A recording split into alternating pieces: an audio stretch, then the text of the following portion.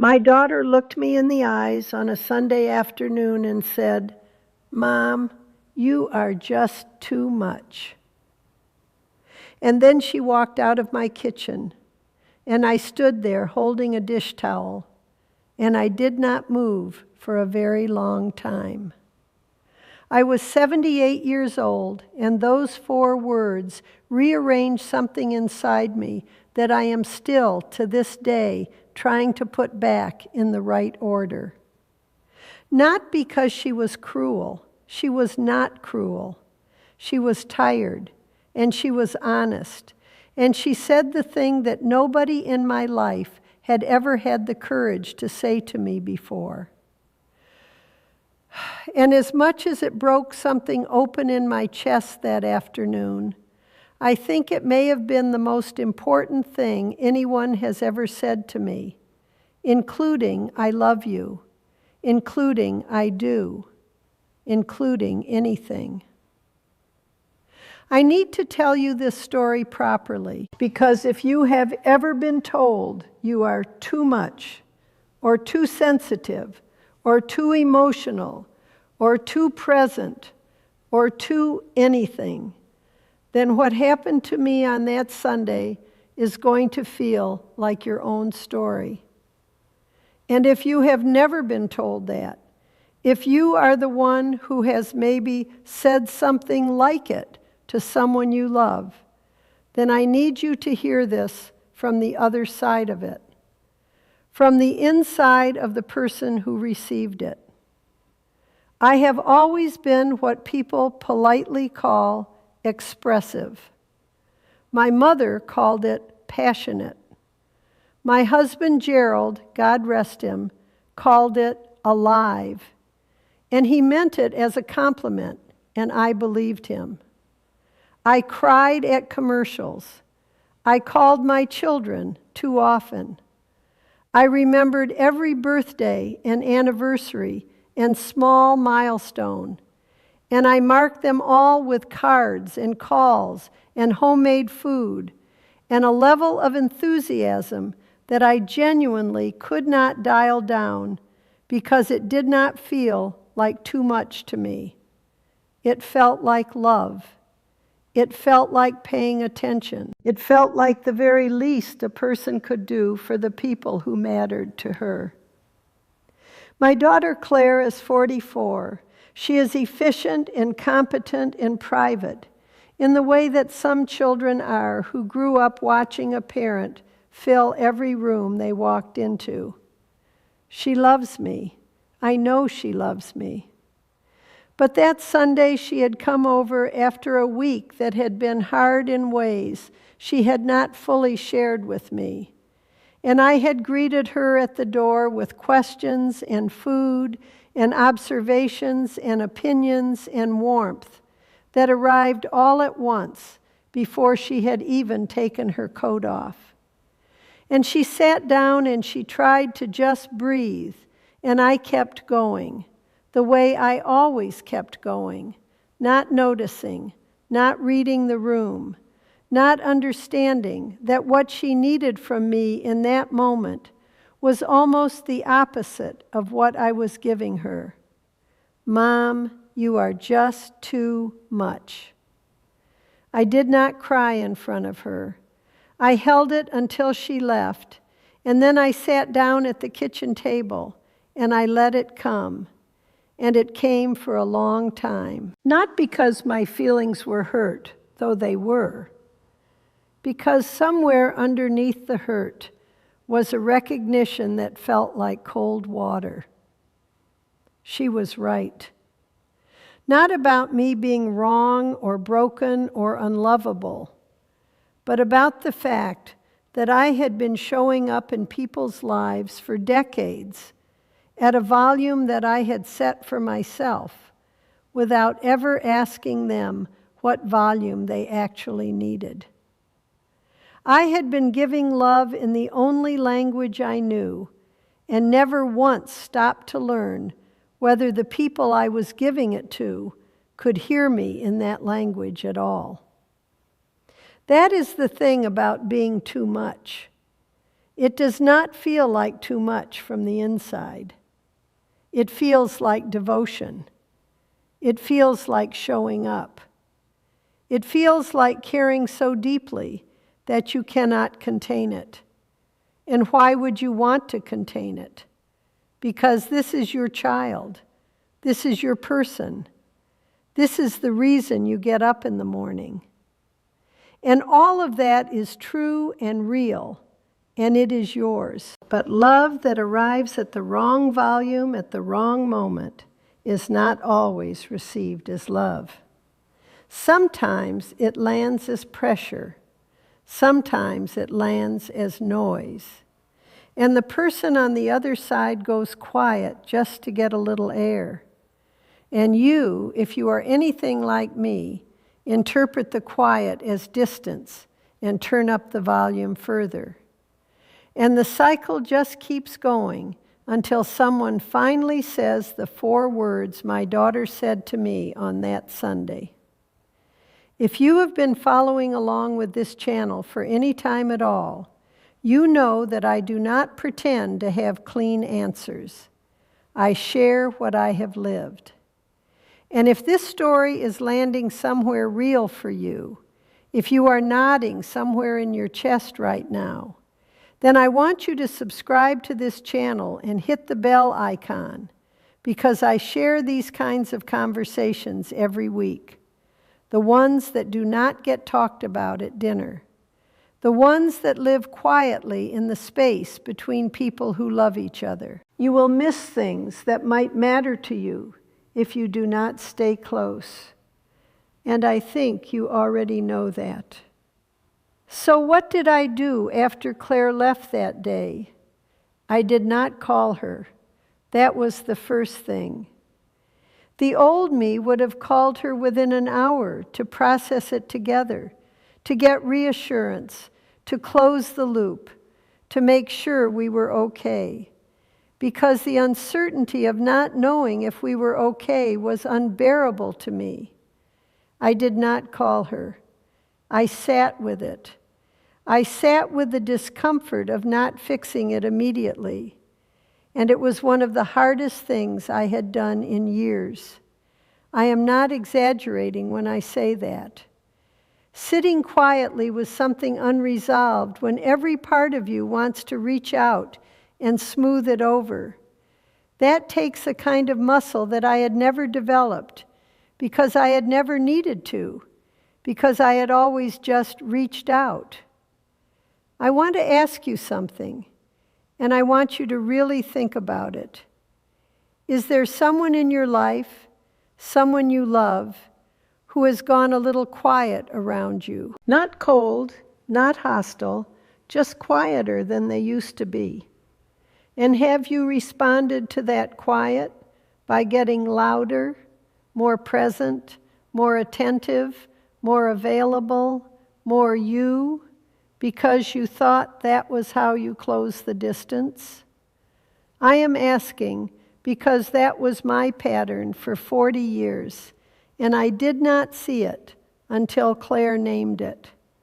The quiet was not distance. The quiet was them asking, in the only way they could without hurting me, for a little room. And I kept filling the room, and they kept needing more room. And neither of us ever said it plainly, because we loved each other, and love makes cowards of us sometimes. I have been thinking about my own mother since that Sunday. She was a quiet woman, my mother, reserved and contained in the way of her generation. I used to think she was cold. I used to wish she would be more expressive, more present, more in my life in the warm, noisy way I craved. And I wonder now if I overcorrected so dramatically, if I became so determined to be the opposite of that I swung past the healthy middle and landed somewhere that was its own kind of suffocating. Too cold and too much. Both are a kind of absence when you think about it. One absence through withholding, one absence through overwhelm. Both leave the other person unable to fully breathe. I called Claire 3 days later, not to process, not to get reassurance, not to make sure we were okay. I called to say one thing. I said, "I heard you. I am going to work on it." She was quiet for a moment, and then she said, "I know you love me, Mom. I know that is where it comes from." And I said, "I know you know. But love should not make the person you love feel crowded. That is not love landing right." And she said, "No, it is not." And we stayed on the phone quietly for a moment, just the two of us, without me filling the silence. And it was the closest I had felt to her in years. I want to stop here for a second because I know some of you are feeling something right now.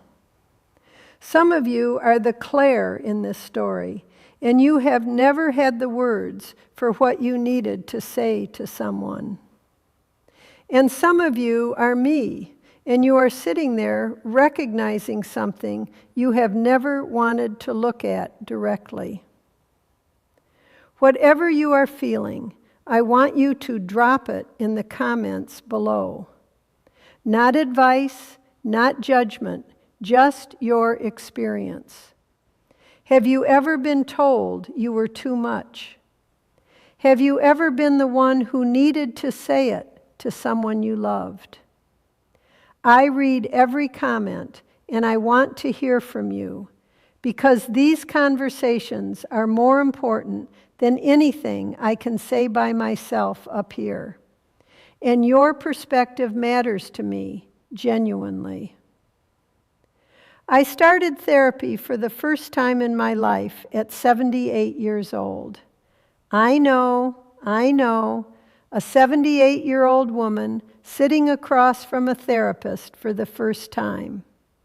She was younger than my daughter. She was patient and careful, and she said something to me in our third session that I want to give to you now because it was worth every bit of the discomfort it took to get there. She said, "You learn to love loudly because loud love felt safer than quiet love. Loud love is impossible to miss. It cannot be overlooked or undervalued or taken for granted. You built a style of loving that was actually a protection against feeling invisible. And somewhere along the way, the protection became its own problem." I cried in that office in a way I had not cried since Gerald died, because she was right, every bit of it. The calling too often, and the remembering everything, and the showing up at maximum volume.